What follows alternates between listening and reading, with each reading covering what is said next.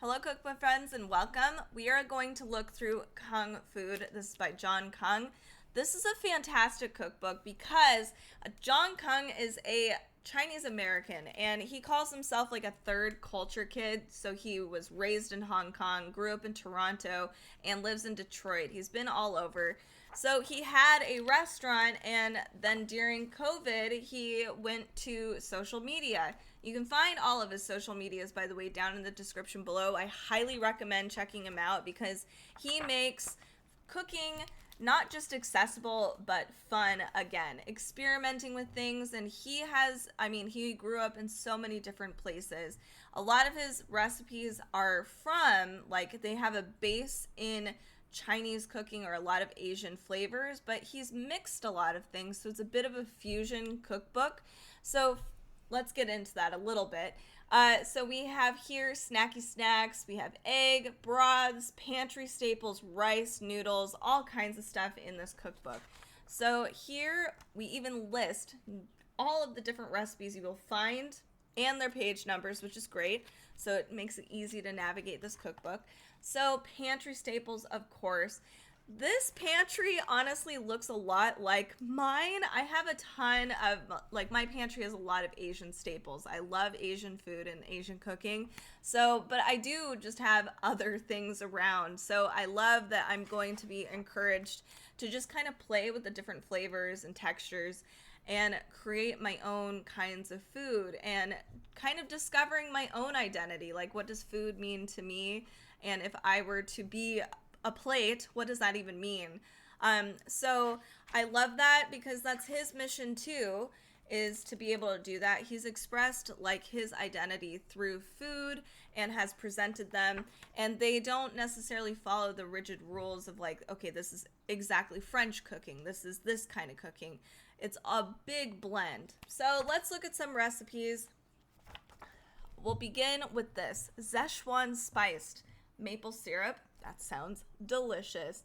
So he even lists like a ton of different, or he doesn't list, but we have a picture with a couple of different things here. He shows which recipe and what page number these are in case you're like, oh, this looks really good. What is it? So he gives us that, which is really nice. This is a fermented chili paste. I'd love to just make that at home and save some money. We have 5-spice powder. Another thing you can just get in bulk for fairly cheap and then blend it yourself. Get a cheap coffee maker. That's how I've done it. All right, we have sesame shrimp toast. Yum. A more savory option for our toasts. This is an Asian chicken salad, but there are 3 different chicken salads here. So this is the Asian chicken salad. We also have, if you go back, a shredded chicken breast salad, a little different. And then here we have, oh no, where did it go? I keep missing it. There it is. And then we have like a spicy chicken salad. So here is how this is broken up. We have our explanation of this dish, where it comes from. Then we have our list of ingredients. It is in US measurement. And then here we have our directions, which this recipe, pretty simple. You just throw everything together and call it a day, and it's wonderful. All right, we have a wood ear or black fungus mushroom salad. That looks fantastic. So pretty, very dark and whimsical. Pau Francaise. This is a Hong Kong borscht. So here we get to really see some of that like blend of culture. I've never seen a recipe like this, so I'm excited. Here is our list of ingredients. This is a little more comprehensive and detailed. We have a Hong Kong style corn soup. Yum. Some comfort food. Mapo tofu curry, which would be so tasty. Here's an example of what that looks like, and just regular mapo tofu it looks like. Yum. That looks phenomenal. Totally elevates it a little bit. We have a white wood ear mushroom and pear soup. What? Look at that. That's so pretty. That is elegant. Coffee and mushroom broth. This is interesting. So he does say right here, there's some tips here. It says roasted barley is available in most Asian groceries. It's steeped on its own as a tea, but I find it gives a deep, nutty, low note to certain broths and soups. I like that tip. That's very cool. So you can maybe even experiment with some other teas. Like, I know honestly, I've been experimenting with my London Fog tea. Is there ways of incorporating those flavors into savory dishes, not just cakes, which is a really fun thing to do. We have noodles and dumplings. This chapter is going to be bomb. Here we have a cold chili oil noodle. That already looks so good. I'm very jealous. Noodles for breakfast. I won't say no to that. That sounds amazing. We have here this is a jerk chow mein. So mixing like Jamaican jerk seasoning with a chow mein style of cooking. That's pretty awesome. Definitely flavorful. Here we got a ton of different noodle recipes, it looks like. This one is a chow nyan gao. I apologize if I said that wrong. I'm sure I did. It looks yummy. We have dan dan noodles with eggs. That looks awesome. And it does look a little different from the dan dan noodles that I make, so I'm really curious about it. I have to make it. Here we have a dumpling dipping sauce, but a ton of different kinds of dumplings, different shapes, different colors, which is so pretty.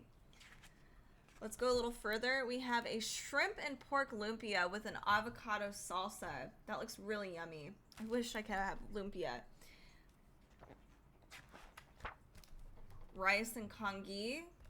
Or is it congee? I never can remember. I always mix the two up. We have clay pot, rice to dig, which is a Persian, like traditionally Persian, but then we've got a bit of a different take on it. This is a clay pot inspired by jollof rice. I know that's not really a picture of the rice, but that's okay. It's very pretty. Here we go. Stunning. Golden egg yolk fried rice. That looks like a perfect, just simple side dish on a weekday, or if you just had a rough day. It looks like comfort food. This is nasi goreng. I've never heard of this. It looks amazing though. I'm really hungry. Let's skip a little bit, but here's another example of, these are the different congees or congees that you can make, but you can add things yourself. So it's an inspiration and a tool. Like here's a fundamental for like a spicy one, or a more breakfasty one, or a feel-good one. Then you can add kind of whatever you're thinking to these recipes. So we have stir-fried section, yum, of course, ginger beef. Wow, that looks really good too. Everything looks good. Szechuan pepper with, paneer, sorry, with Mexican chilies. Ooh. Here is a this looks like lasagna, but I'm wondering what we'll get there. Look at this table setting. That's a mac and cheese. Let's see. It says that is a curry mac and cheese. Yum. Curry is just a great flavor. I love it so much. This is Hong Kong chicken and waffles. I love the popping waffle shape. Dan Dan lasagna. Oh man. Yum. Char siu baby back ribs. And then we have glam trash cake rangoons. Is it stuffed with crabs still? No, it's strawberry calpico. Wow. And it says one hot dog. And wow, there's a lot of stuff in there. And he does admit in here, he's like, one hot dog, quote, please don't leave. I swear I'm a professional. So this cookbook is just really fun. Check this out. This is very unique, very fun. I love it. Check out his channels too, because there's a lot of cool stuff on there, and you can follow some of his recipes as well, or just like get a feel for how he approaches food in real time. So check out Kung Food. This is by John Kung. If you're looking for some other maybe Asian cookbooks, fusion cookbooks, or just cookbooks that encourage you to maybe like experiment a little bit, we do have cookbooks out there on our playlist that are like that. So check out our playlists for more. And join us on our socials. Those are listed in the description below. We are at Cookbook Divas.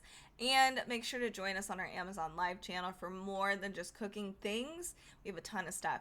Thank you so much for listening. Let us know what kind of cookbooks you want us to look through next time.